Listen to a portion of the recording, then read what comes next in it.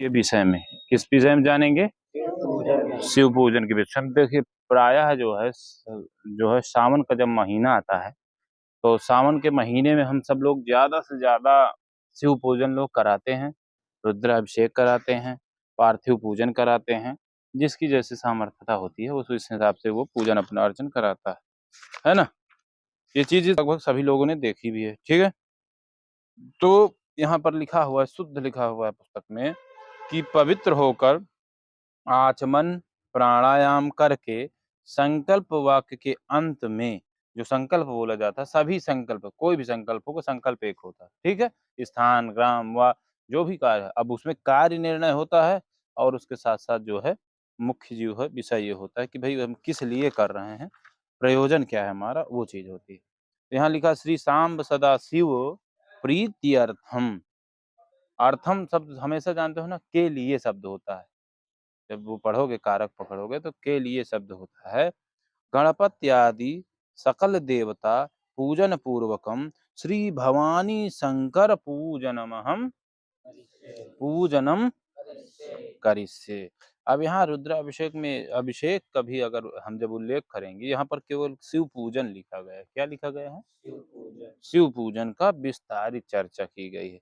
तो पहले हम क्या करेंगे, मूर्तियों के समीप पुष्प छोड़े, कहकर संकल्प छोड़े, नीचे लिखे आवाहन मंत्रों से। आवाहन मंत्रों, आवाहन मंत्रों में क्या होता है कि देखो, ध्यान होता है फिर आवाहन होता है, हमेशा याद रखना, ठीक है।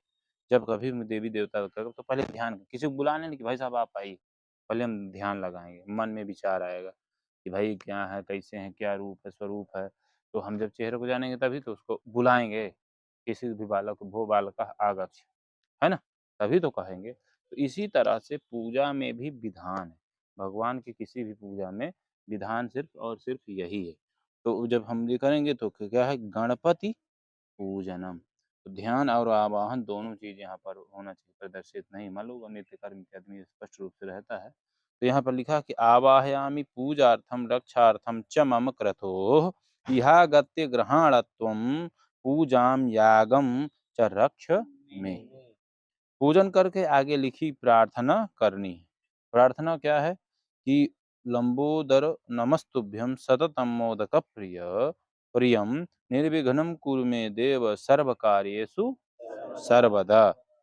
फिर माता जी का लिखा गया पार्वती पूजन में भी सेम स्थिति थी। हेमादितनयां देवीं वरदां शंकर प्रियां लंबोदरस्य जननीं गौरी मावाहयाम्यहम्। पूजन करके नीचे लिखे मंत्र से प्रार्थना करें। तो ये प्रार्थना क्या है, देखो ध्यान और ये आवाहन शब्द है, ये मंत्र जरूर बदल गए हैं। प्रार्थना का विधान अभी नहीं है। प्रार्थना तो पूजा के लास्ट में होती है, पहले क्या होता है, ध्यान और आवाहन होता है। तो ये चीज हमेशा स्मरण रखनी है, हर विषय, हर पूजा में, हर नियम में। फिर देखो लिखा हुआ है नंदीश्वर पूजन। क्या लिखा है?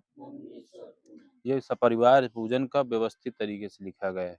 तो सपरिवार पूजन में क्या है, ओम अयं गौः प्रश्निरक्रमीद सदन मातरम पुरः पितरं च प्रयन स्वाहा।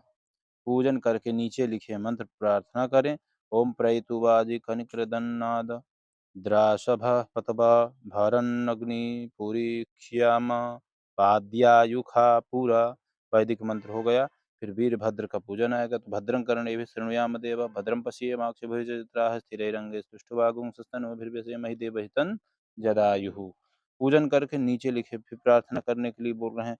प्रार्थना का भी विधान नहीं है, केवल हम मात्र ध्यान करके पूजन करें। क्योंकि एक व्यक्ति का जैसे नंदीश्वर पूजन हो गया, फिर वीरभद्र पूजन हो जाएगा, तो कार्तिकेय, कीर्तिमुख, इन सब का पहले पूजन होता है। तो इसलिए पूजन मात्र ध्यान करके, लेकिन इनका पूजन जैसे हो गया तो प्रार्थना लोग कर देते हैं, इससे ये भी विधान है।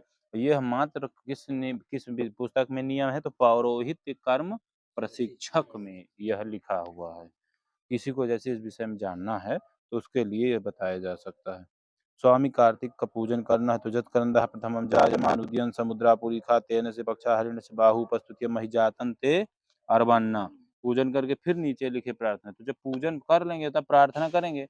विधि समझ गए?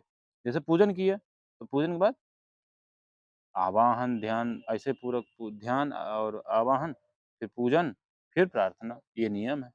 अब आगे बढ़ जाएंगे तो कुबेर जी का फिर इसी तरह से करना है। फिर पूजन करके आगे लिखे मंत्र प्रार्थना करनी है।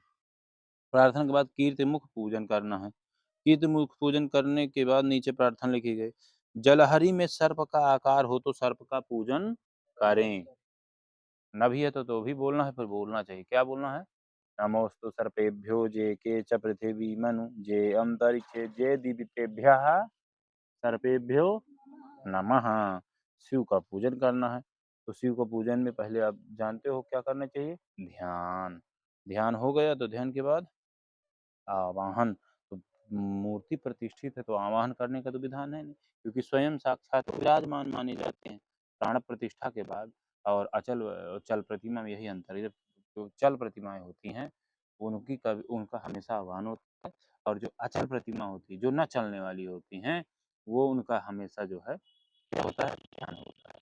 और अचल जैसे कहीं भी गणेश गौरी पूजा करना हमें बैठ गए तो कलश किया पूजा, वहाँ ध्यान आवाहन सब कराते हैं। लेकिन जहाँ जैसे अब हमारा मंदिर है तो हमारे यहाँ आवाहन नहीं होता है। क्या होता है? डायरेक्ट ध्यान कर लिया और उसके बाद क्रम से पूजन चालू कर दिया, करते गए। ये नियम है। ये हमेशा जिंदगी में याद भी रखना है। शिव का पूजन के बाद क्या है? ध्यान हो गए। फिर उसके बाद ध्यान के बाद सीधा पाद्य अर्घ, आचमन, स्नान, दुग्ध स्नान, दुग्ध स्नान के बाद पंचामृत स्नान, शुद्धोदक स्नान, अभिषेक। अब यहाँ पर ध्यान देना है। क्या ध्यान देना? कि अभिषेक ओम नमस्ते रुद्रमन्य से ना मानस तो के माने 16 मंत्र, ठीक है, से जलधारा छोड़े। इन मंत्रों को देखें और मतलब ये पूरा लिखा हुआ है। तो रुद्र अष्टाध्यायी है ये चीज, मतलब वो अपना दर्शा रहे हैं। अभिषेकम समर्पयामि, ये तो 16 मंत्र के लिए हो गए। जब हमें पूरी रुद्री करनी है तो इसीलिए पूजन जो है ना, कुछ सीमा तक स्नान वाली करवाने के बाद केवल थोड़ा वस्त्र उपवस्त्र करा, वस्त्र जो है सामान्य करा दिया जाता है, फिर उसके बाद अभिषेक चालू कर दिया जाता है, ताकि श्रृंगार में सब कुछ बढ़िया अच्छी तरीके से करवा दिया जाए। जनेऊ इत्यादि पूरा हो ही जाता है पहले, बस इसके बाद स्नान जैसे हो गया। क्या लिखा है आगे? विजय स्नान। फिर क्या है? वस्त्र स्नान। फिर क्या है? यज्ञोपवीत। यज्ञोपवीत के बाद क्या है? गंध चंदन। फिर क्या है? अक्षत चंदन। फिर पुष्प। फिर पुष्पमाला। फिर बिल्वपत्र। फिर उसके बाद क्या है? दूर्वा, समीपत्र, आभूषण, सुगंध तैल, अतर, धूप, दीप, हाथ धोकर नैवेद्य लगाएं, पानीय जलम, ओम नमः सोभ्याय च प्रतिसृज्याय च नमो जाम्याय च क्षेमे। ये वैदिक मंत्र जो पूरा लिखा गया है। तो ये पानी जलम जो नहीं, आचमनीयम जलम नहीं बोलते हैं, वही चीज है।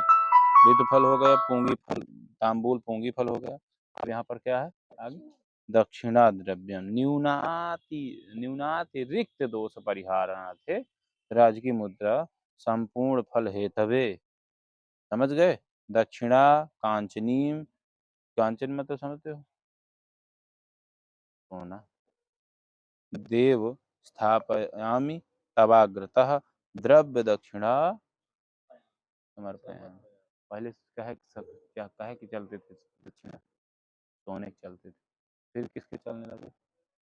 चांदी के सिक्के चलने लगे। फिर चांदी के सिक्के के बाद क्या चलने लगे? लोहा के सिक्के चलने लगे। अभी क्या चलते हैं? लोहा और स्टील हो गया है अब, और कागज हो गया है। पहले का जो सिक्का होता था उससे नोटें थोड़ी चलती थी, सिक्का चलती थी, मोहरें चलती थी, लोग वही तो करते थे। तभी तो आजकल कभी कभी गड़े हुए धन जो मिलते हैं, क्योंकि वो सब बहुत सारे धन सिक्के पैसे रहते थे, जमीन में गाड़ देते थे, एक स्थान बना देते थे ताकि हम जब आए तो निकाल। पुरानी परंपरा, हम राजा महाराजाओं की हवेलियों में यही तो होता था।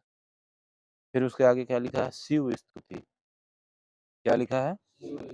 अशीति गिरि समम स्यात् कज्जलम सिंधु पात्रे सुर तरु शाखा लेखनी पत्र मुर्वी लिखति यद गृहीत्वा शारदा सर्वकालम तदपि तव गुणाना मीश पारं न याति।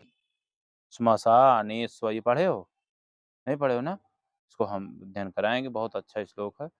श्मशानेष्वा क्रीड स्मरहर पिशाचा सहचर चिताभस्मालेपः सृगपिण्डकरोटी परिकर अमंगल्यं शीलं तव भवतु नामैवमखिलं तथापि स्मत्रीणां वरद परमं मंगलमसि।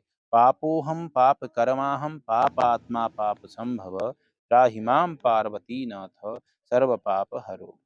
कालहर, कंटकहर, दुःखहर, दारिद्र्यहर।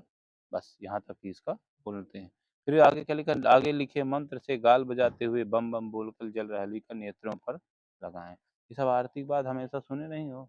वही चीज़ है। इन्होंने क्या किया बहुत अच्छी तरह से जोड़ करके बिल्कुल इसको चलाया है। ये बहुत बड़ी चीज़ है। जैसे कुछ चीज़ें ऐसी हैं इसमें, जैसे पुस्तक खोल लिया, कुछ देखने की ज़रूरत नहीं है। आगे क्या निरावलंबस्य ममावलंबं विपाटिताशेष विपत्कदम्बं मदीयपापाचलपापशम्भं प्रवर्ततां वाचि सदैव गम्यम्। अब ये सब पुस्तकें जो अब देखो किसी चीज़ की आवृत्ति ना करो, कोई चीज़ ना करो तो वो चीज़ विस्मरण होने लगती है। ये सब चीज़ें ऐसी चीज़ें हैं कि पूजन पाठ में जब क्रम विधि का नहीं करने लगोगे तो भूलने लगेगा। ये नियम है। पंचांग प्रणाम है। मन में स्मरण, नेत्रों से दर्शन, वाणी से नामोच्चार करते हुए दोनों हाथ जोड़कर मस्तक झुका कर क्या करना है? प्रणाम। प्रदक्षिणामि यानि कानि जपापानि तानि सर्वाणि नश्यन्ति प्रदक्षिणा पदे पदे। क्षमा प्रार्थना कर देना, प्रपन्नम पाहि मामि स भीतं मृत्युग्रहाणवात् आवाहनम न जानामि विसर्जन। ये पूरा जो है विसर्जन तो नहीं बोलना है, क्योंकि विसर्जन फिर यहाँ पर 2 पॉइंट फिर समझने की बात है कि जिसका मृण्मयी मूर्ति है उसका तो करना है, लेकिन जिसका नहीं है, जो स्थिर और बताया ना कि प्रतिष्ठा वाली मूर्ति में कभी विसर्जन नहीं करना है और आवाहन नहीं करना। ये हमेशा स्मरण करे रखना। अनेन पूजनेन श्रीशाम्ब सदाशिवः प्रीयताम्। ये पूरा संपन्न हो गया। फिर इसके बाद पार्थिव है। पार्थिव के लिए पूजन के लिए फिर इसका सामान्य है तो बता दिया जाएगा। यही सामान्य जब हो जाता है, इसी को आगे उससे क्रम जोड़ दिया जाता है। ये पूजन का क्रम हो गया। इस तरह से करके शिव पूजन संपन्न किया जा सकता है। अभी बहुत सामान्य सूक्ष्म मैंने धारा बताई, क्योंकि मुझे लगता है कि गुरुजी लोगों में शायद